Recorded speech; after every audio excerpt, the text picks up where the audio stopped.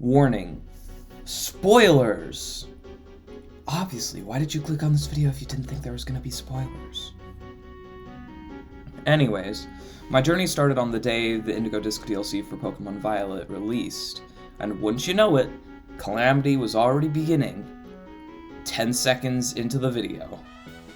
So, like, a week before the DLC even came out, my recording setup broke, and I was worrying about getting a new one.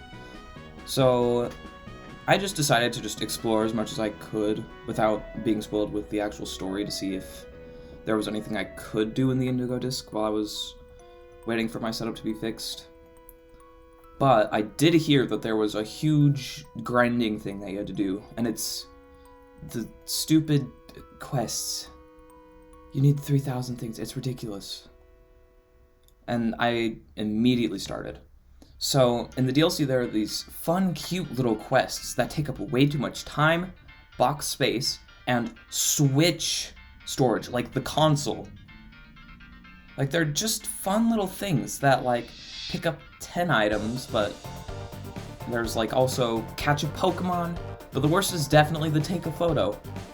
I would like to mention that there's still no way of mass releasing Pokemon like there was in PLA, and a mechanic that requires you to be constantly emptying your screenshots out of your Switch is really annoying. So, I did those pretty much until my setup was fixed and was able to unlock, like, literally everything that you could with it. And with nothing to do, I decided to do some hunting early. I just used the Switch video capture to still be able to show the shinies. Unless if I forgot. But what are the chances of that happening anyway? So I began hunting, but I didn't need to do as much as I thought. I should mention that I wasn't hyped about the story of the DLC, or just not like really anything. I was hyped for Flygon and Metagross, because they both just have absolutely top tier shinies, and are just my favorites. And I was not going to start hunting in Switch for them. But literally 15 minutes into the DLC, I was just randomly walking around catching Pokemon. I hadn't even, like, started the quests, and I found a shiny Vibrava. Literally from the start. And then a little while later I found shiny Beldum, but that was only because of an outbreak that I decided to hunt, because I had a hunch that Beldum was going to be super annoying to hunt later. So with my shiny Vibrava and Beldum, I went hunting.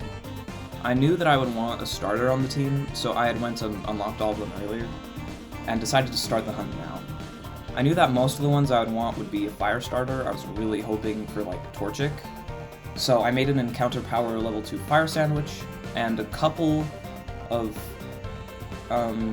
time traveling later, the first starter outbreak that I got was Scorbunny. Yay. Well, it's still, like, a fairly good starter, I guess. I even got 2. One to use and one to give away later. Hey, actually, you should subscribe if you want a chance to win it later.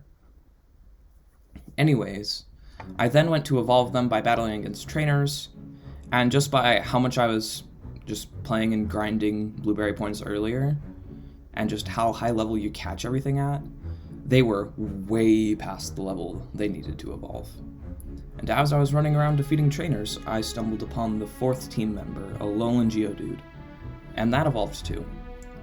But wait, before I talk about the actual battle against the Elite Four, I need to talk about the self-imposed rules! No, it's not a Nuzlocke. 1. No items unless absolutely necessary. 2. No over-leveling, but, yeah, I kind of ignored that one. It's still challenge without it, though.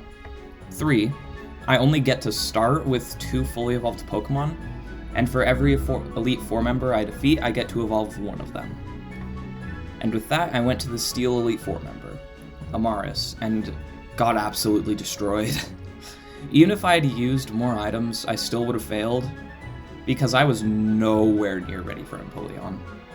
because it had Ice Beam for Flygon and Stab Water moves for Cinderace.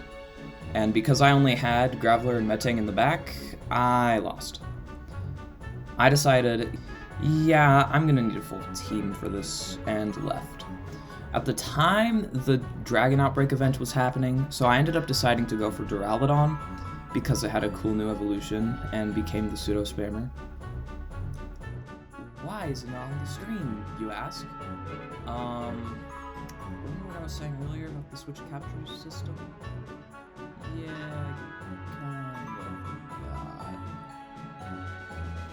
But then after that, I decided to go for Applin for the same reason as Duraludon. And I can already hear that one person typing in the comments. Oh, some other person already beat the Indigo disc with Only Shiny Pokemon. And I would like to say that I did do this originally. And only after I had captured all of the footage had they uploaded it. And now it just looks like I'm stealing. And I'm being completely honest when I say I was trying to do this originally, and if only my freaking setup wasn't broken, I could have uploaded first. But fate was against me. And I also hear your little friend typing, oh, you're implying Duraludon and Hydrapple are pseudos. And I know that's not technically correct, but it's close enough, it's close enough. Anyways, after wasting 3 hours on Applin alone. Oh, 3 hours, so you just like made one sandwich and then took a break for 2.5 hours. Oh boy, do I wish that was the case. Because it was 6 consecutive sandwiches with max odds of like 60 plus Outbreak cleared and Shiny Charm. And only once I had made the 7th, I got a single green apple. Just like right away, I got super lucky. But then no more showed up. That is just the price that must be paid for the superior apple. After all of those shenanigans, I did a little bit more blueberry points grinding, and after that my Diplin was level 99, and I'm not going to go hunt more Applin because I'm pretty sure that's just cursed. So I just boxed Diplin for the Drayton fight, but it was pretty uneventful. The fight was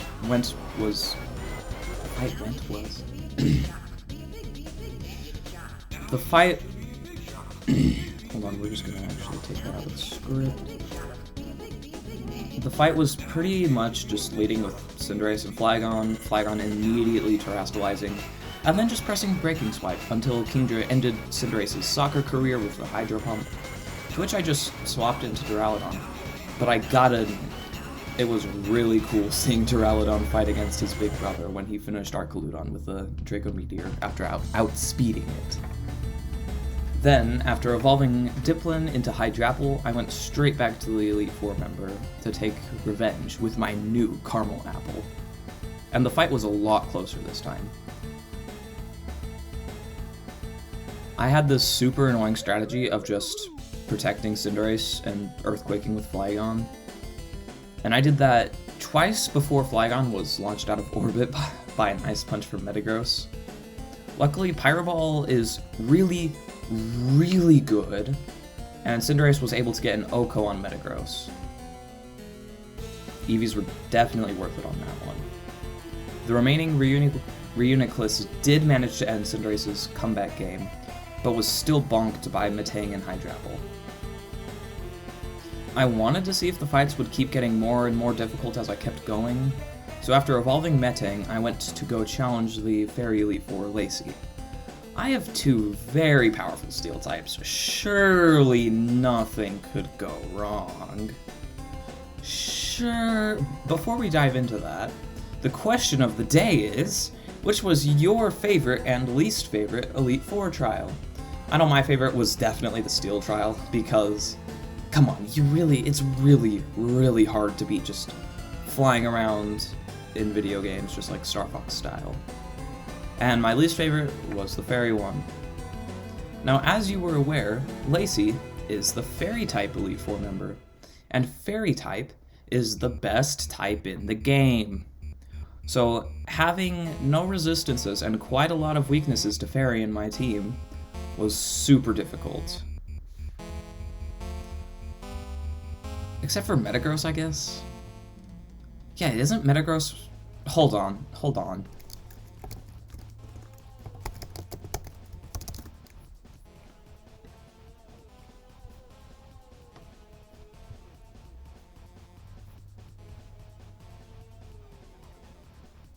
Oh, nope, never mind. My bad.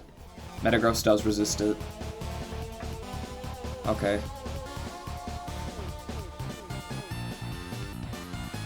Anyway, the battle started with Whimsicott hanging on by just 1 HP because of freaking Focus Sash, and Granbull OHKOing Flygon with Ice Punch.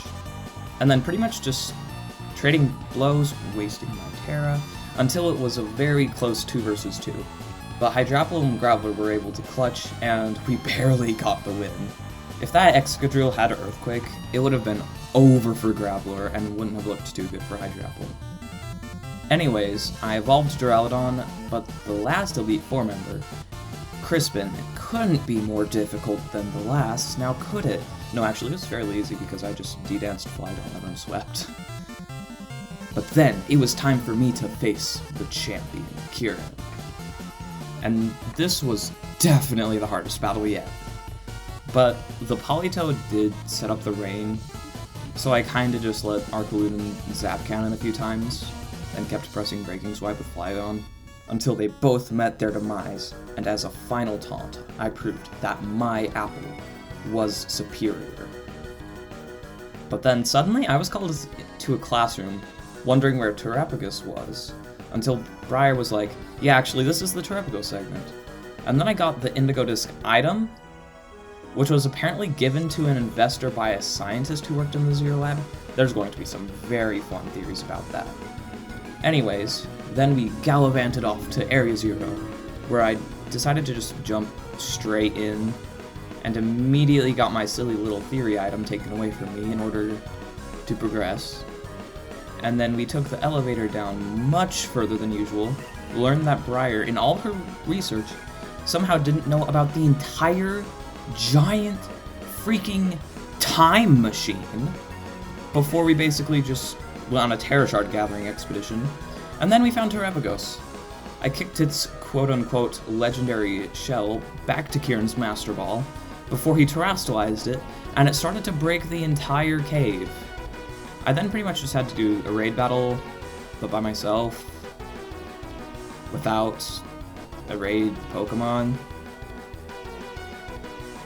because I thought I would only get 1 Terra, and then I had to use 1 item in this entire playthrough, this 1 item at the finale. I know it's lame, I know it's sad, I know I'm bad at video games, but it is okay, because Kieran had joined the fight, and nonetheless, Terapagos was caught and finally peaceful. Hey everyone, I know this is the first video in a long time, but I have some more exciting videos on the way, so remember to subscribe, and if you saw an ugly jump cut or something, let me know in the comments. Stay tuned for the next one, everyone.